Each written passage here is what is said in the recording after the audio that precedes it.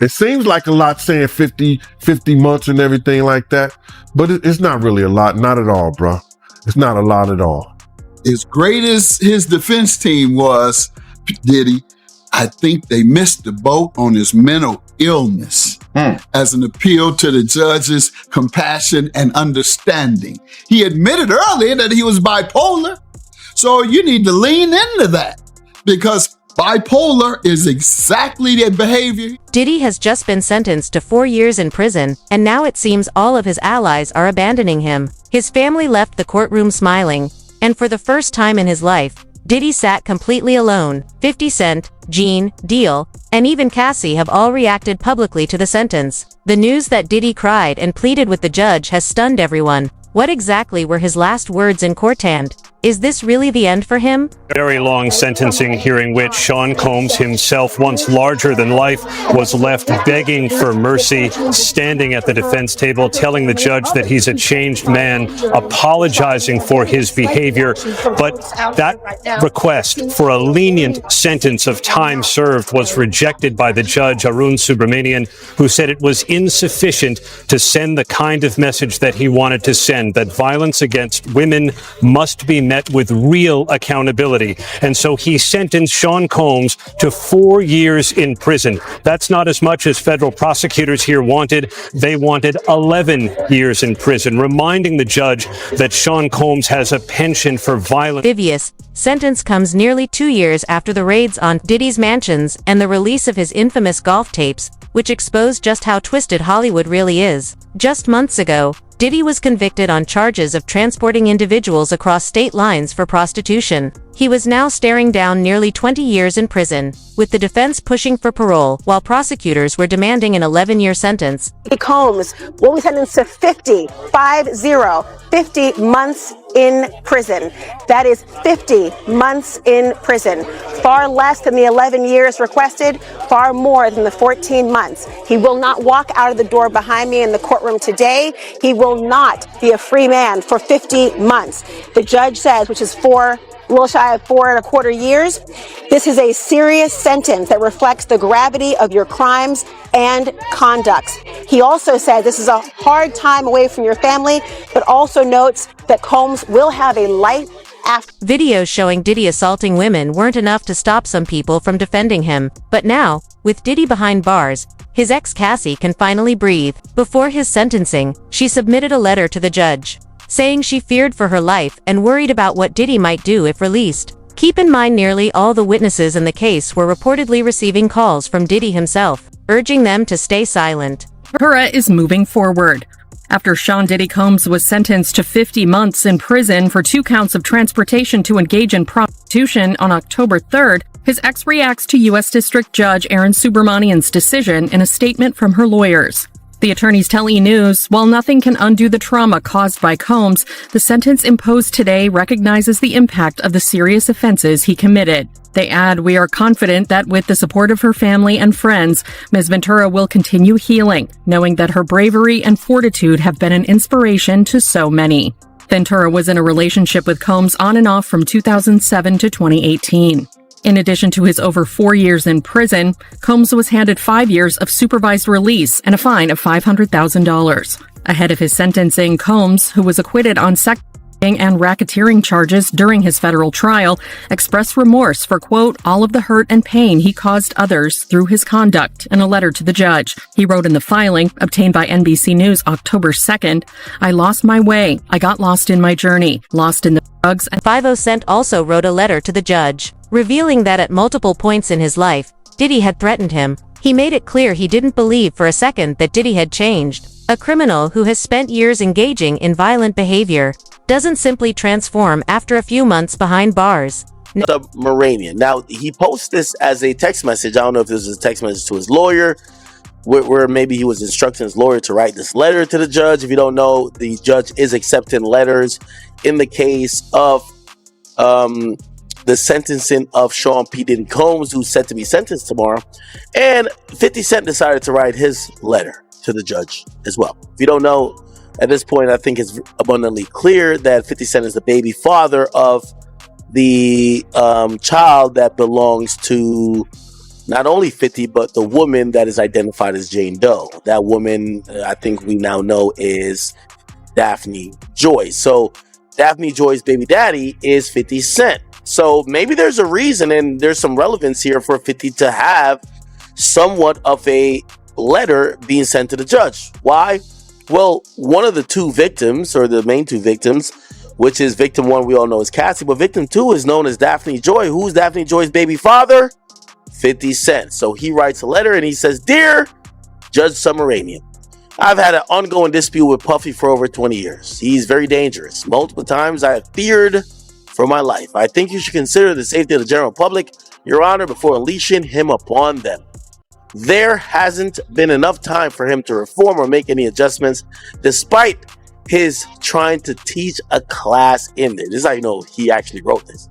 This is bad grammar. Despite him trying to teach a class in there. As you're already aware, the government has spent maximum amount of money on deploying federal agencies, which appear to be an army, in two locations simultaneously. Later, his sons, who's dealing with his own R-word allegations, claimed that the feds had hit the wrong house.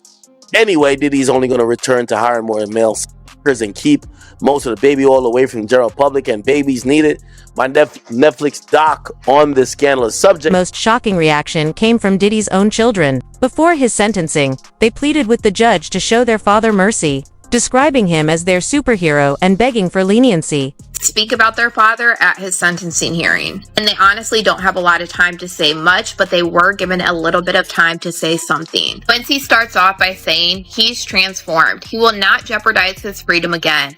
As his children, we wish to heal together. Next up is Diddy's son, Justin. I ask you to give my father a second chance. My father is my superhero. My father always told me to believe in God. Talk to my father every day, every other hour. Next is Christian Combs. I am the one who most resembles my pops, my mannerisms. My whole life I studied my dad up and down. He's the greatest man in the world, my superhero. He told me to treat women like a queen, and I do.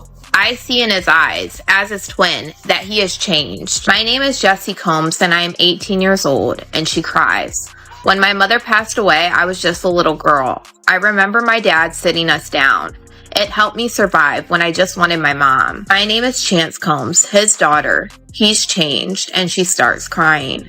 Sorry, he speaks with a clear mind. My name is Delilah Combs. We watch our 2-year-old sister. She cannot grow up fatherless. Honor, please. And she starts crying. Let us move forward, not as a headline, but as a family. The judge says, thank you all. This is important. Right after the sentencing, Diddy's kids walked out of the courtroom, smiling and laughing. Reports even say he didn't turn to look at them. Was he just using his children to gain sympathy? Diddy and his legal team clearly hoped to sway the judge, producing an emotional video of him caring for his kids and even calling him a civil rights leader, claiming he had worked to uplift the black community and break barriers in hip-hop. Meanwhile, hundreds of young artists have come forward saying Diddy assaulted them. Aubrey Odie reacted to the sentence on X, warning aspiring artists, if someone in power oversteps boundaries, walk away immediately. No dream is worth exploitation. And too often, those in power face fewer consequences than their victims. Diddy and his team had been confident he would walk free, even booking meetings in Miami for next week. But once he realized that wasn't happening, he reportedly shut down, fell to his knees, and began crying. Next, cried a lot today. When his children were just sobbing, you could tell he was on the verge of crying when they were begging, please give my father a chance, please show my father mercy. And then he turned around, he told his kids he failed them, he cried, he turned on his mom, he said, I failed you, Mom, I cried. He kind of just exasperatedly put his head in his hands. So by the time all of that had played out and we got to the reading of the arguments or the rationale why Judge Submaranian imposed the sentence of 4 years and 2 months, he was saying things like, the statute requires a significant sentence. This evidence was massive in terms of the coercion. So when family members started to see it was going down that road, the children were stone-faced when the verdict was read. He was stone-faced. The only person who really showed emotion was Dana Tran, the mother of his youngest child. She could see it coming. She just started burying her head in her hands. So this is done. This is over. Obviously, we can expect an appeal in this case. We'll have to see what happens, where what prison he will be assigned to when he is released from MDC. But I just cannot underestimate how dense this was, because his attorneys moved from making legal arguments to making personal pleas. Even Nicole Westmoreland, a high-powered attorney from Atlanta, she started off saying what he had done for the Black community, how he broke barriers in hip-hop and hip-hop clothing, and in brand partnership with his spirits industry. Then she started to speak about how he personally inspired her. She got emotional. Never seen a defense attorney pretty much cry or sob or be so emotionally wrought through addressing the court. She didn't have any tears, but it was very labored. Like, you could tell she was holding back tears the entire time. Brian Steele, Mark Agnifilo, Xavier Donaldson, like, he's got a big team of attorneys, and you can tell this is kind of like a family environment in the courtrooms. So when the verdict was read, they responded in kind, like a family would. His defense team and his children, you know, he just walked out. He didn't really address them after court like he typically does. He said something to his... Before the sentencing, Diddy, his family, and even some inmates from the prison where he's being held submitted letters asking for his release. Allegedly, 15 inmates vouched for him, claiming he'd been a positive influence. But honestly, can anyone really trust what a prisoner says about a billionaire facing assault charges? Are asking for a substantial sentence of just over 11 years, writing it's needed because Combs is unrepentant, that he largely conceded his conduct, the violence, domestic abuse, drug use, and distribution, and bribery. Former girlfriend Cassie Ventura, who testified at trial, submitted a victim impact letter that reads in part, quote, "My worries that Sean Combs or his associates will come after me and my family is my reality." She says they moved, and she is, quote, "keeping as private and quiet as I possibly can because I am so scared that if he walks free, his first actions will be swift retribution towards me and others who spoke up about his abuse at trial." We spoke with attorney Rich Schoenstein, who is not involved in the case. Combs has no prior criminal history, and the U.S. Probation Department recommends a sentence range of 5 to 7 years. I think that's probably the right range. I don't think he's going to get a short sentence like the defense wants, and I also don't think he's going to get the maximum. So I think that middle ground is where most people expect us to go, but we will see. It's up to the... Before the sentencing, Diddy, his family, and even some inmates from the prison where he's being held submitted letters asking for his release. Allegedly, 15 inmates vouched for him, claiming he'd been a positive influence. But honestly, can anyone really trust what a prisoner says about a billionaire facing assault charges? You're hearing Diddy's attorneys speaking to the media after he was sentenced earlier today. This is live. So yeah, we are planning to appeal. Man, I'm gonna hear them, bro. We are planning to appeal. We think we have strong bases to appeal. The strongest basis is that the jury reached a verdict on coercion. It found there was not coercion. And I think the judge said coercion today as a basis for a sentence at least a dozen times. We think that is unconstitutional. We think that a jury verdict should mean more than our jury's verdict seems to mean. And so we are planning to appeal. Absolutely. Filed a cross appeal. What would happen in that regard if they filed a cross appeal and then Sean Diddy Combs get a higher sentence? He would not get a higher sentence, and they're not gonna cross appeal. We're gonna appeal. We think we're right, and they'll respond to the appeal, and it'll be decided by the Second Circuit as soon as. Tell us about the conversation you had with your client after the sentencing. Consensual. The judge clearly thought the sexual encounters weren't consensual. What did you make of his remarks? He's biased. I'm happy to go. So we think that's just absolutely inconsistent with the jury's verdict. I mean, the jury's verdict was resoundingly clear. There was no sex trafficking. There was no racketeering. Everything was consensual. Everything was adult, which is why he was convicted only of the prostitution offense.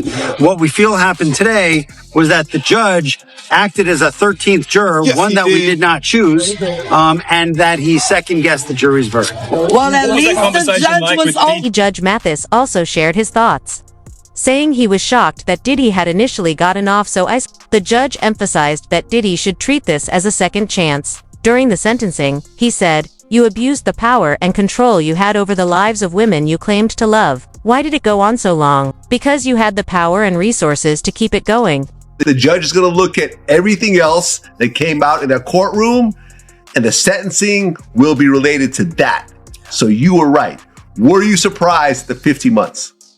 Well, I was surprised it wasn't more, quite frankly. Based on the prosecutors wanted 11 years. The judge, as we know, said he would be considering things outside of the conviction. And so and wouldn't give him $1 million bond. Or I think later he offered $50 million and you wouldn't give him a bond. So no, I thought he was going to bring the hammer down a little harder. But 5 years is 5 years, 4 years and 2 months rather. Right, because there is 14 months time served. So you're looking at about maybe 3 years? Yes. 3 years. Now, what they're saying, I don't know if this is true or not. Was that? The 1 year off, or 1.4, I'm sorry, year and 4 months, as you just said. Exactly, yeah. 14 months of time served. So, but if he qualifies for the RDAP program, which is a residential drug abuse program, he could potentially get like 6 months off, maybe a little bit more off, some halfway house situations. Do you think that that'll happen and he'll get out maybe a year and a half? It's interesting that you would mention that, first of all, because that's why I think, as great as his defense team was, Diddy, I think they missed the boat on his mental illness as an appeal to the judge's compassion and understanding. He admitted earlier that he was bipolar. So you need to lean into that, because bipolar is exactly the behavior he exhibited. Uncontrollable rage, mood swings, mania, hypersexuality is even a part of bipolarism. And that requires treatment. You can't counsel that out. So that's a chemical imbalance. He needs medication. I hope he is. But he should have leaned into that with his sentencing. I'm a good guy, et cetera, and that wasn't me. Those things you saw wasn't me. That is a result of a mental disorder that I am being treated for now, and I'm being medicated for it. Now, if you were too ashamed or didn't want the stigma of medication and instead you wanted to rely on the judge's mercy, that's the chance you took. But I would have leaned into that. And as such, the sentence should have also included it. The judge should have required him to obtain treatment as part of his sentence, meaning you don't come home unless you abide by the treatment circumstances that I've ordered. If it's, you must have a doctor that you must see every week, or you must be medicated every week. Judge didn't do that. And that's one of the things I don't like about judges when they sentence. They just throw the book at you. No rehabilitation expected. No requirements for education. I was required to get a GED. Of his sentencing, Sean Diddy Combs, the fallen music mogul, writing a federal judge pleading for mercy. He writes in part, "I have to admit, my downfall was rooted in my selfishness." He apologized to 2 of the women who accused him of abuse, including Cassie Ventura, who he assaulted.